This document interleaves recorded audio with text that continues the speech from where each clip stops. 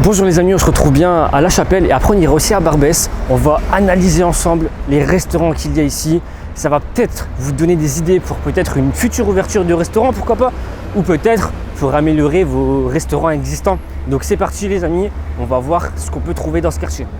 Et rendons-nous sans plus tarder dans la rue d'en face, on va voir un peu ce qu'il y en est de Chicken Street et de Salama Restaurant. Ok, on se retrouve dans la rue, du coup on retrouve le Chicken Street. C'est intéressant de parler de Chicken Street, donc ça tombe tout à fait bien. Regardez, on voit ici le Chicken Street. Donc voilà les amis, Chicken Street en fait c'est un réseau de franchisés. Mais il y a certains restaurants Chicken Street en fait qui ont un niveau de qualité qui est beaucoup moindre que d'autres. Et dans des villes comme Paris, ça pose problème.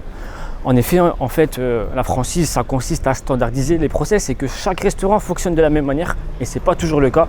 Et ça porte vraiment à défaut dans des grandes villes comme Paris parce que les gens vont chercher le meilleur Chicken Street.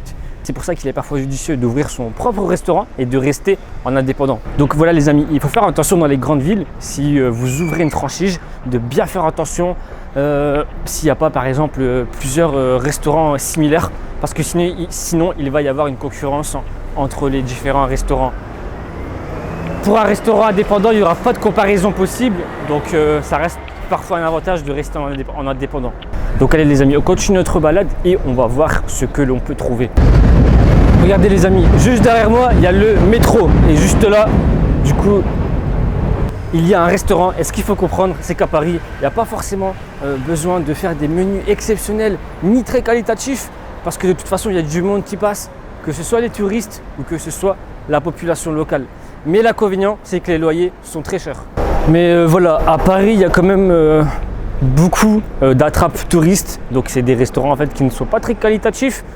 Donc ça, faut le savoir, les meilleurs restaurants, vous n'allez pas forcément les trouver à Paris, à moins que c'est des restaurants moyen de gamme ou haut de gamme. Mais tout ce qui est fast-food, c'est plutôt plus loin de Paris qu'on va trouver de la qualité. Regardez ici, on a un restaurant maghrébin et algérien. Je vais vous donner des idées de menus à faire. Donc ici, on a les entrées, les plats et les grillades. Ça peut vous donner quelques idées. Donc voilà, on retrouve la même chose ici. Dites-moi en commentaire ce que vous pensez de cette carte et de ces prix. Moi les amis, pour ma part, je trouve que c'est très bien. Ça se démarque clairement de ce qu'on retrouve dans cette rue où on a plutôt des sandwicheries et des fast-food. Et j'ai vu que les prix étaient aussi abordables, donc c'était une belle carte. Regardez cette devanture, elle est pas mal. Ça peut vous donner des idées avec les photos des menus. Donc là, je suis en fait, je pense, plus du côté de Barbès. On va voir ce qu'on trouve ici. Bon, finalement, les gens, on ne trouve pas grand-chose à Barbès. Il y a des choses, mais il y a trop de monde, trop de bruit. Et voilà, dès le matin, c'est rempli. Les gens sont tous devant les restaurants dès le matin, donc c'est compliqué de filmer. Mais ici, on peut trouver, regardez, deux concepts.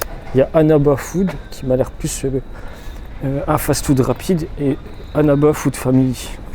Donc je pense qu'ils étaient liés, je pense même que c'était les mêmes gérants, donc un côté fast-food et un côté plus familial pour avoir vraiment les deux cibles, donc les personnes en famille et les personnes qui viennent manger avec leurs amis rapidement au fast-food. Et regardez les amis, une idée en termes de design, peut-être que ça vous donnera des idées, qui sait. Regardez, gros, donc il a en fait une grosse image comme ça sur sa façade, donc sachez que c'est possible. Si ça peut vous donner des idées, eh bien allez-y, faites, ça peut être que positif pour vous. Bon, pour le coup c'était une boulangerie, mais bon, ça n'empêche pas de prendre des idées à droite à gauche. Donc voilà les amis, c'était une vidéo assez courte pour vous montrer ce que je fais.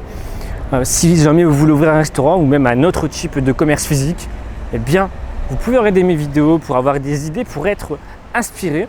Et il faut savoir que dans les prochaines vidéos, on va plus rentrer dans les détails. On va voir exactement les problématiques que rencontrent les restaurateurs et on va essayer d'y répondre un par un. Donc, aime la vidéo, abonne-toi et moi je te dis à très bientôt. On va bientôt aller dans une autre ville pour voir comment ça se passe et quelles idées on peut retenir dans d'autres environnements.